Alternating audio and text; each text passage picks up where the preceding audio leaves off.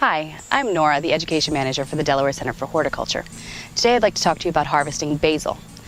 Basil is one of the quintessential summer flavors, and there's a bunch of them. There's regular sweet Italian basil, lemon basil, lime basil. This one is a Thai basil, so it's got a bit of a licorice flavor to it.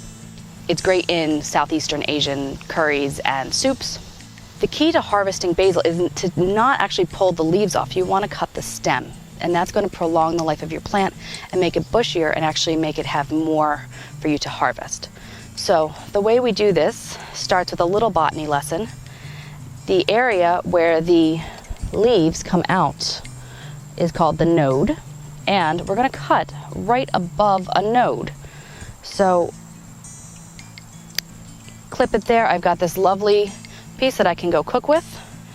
And then what will happen is that these small side shoots will develop into larger, bushier areas that you can continue to harvest. And that's going to prolong your plant.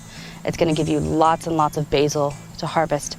This is a great plant, even if you don't have an outdoor space, to keep in a pot.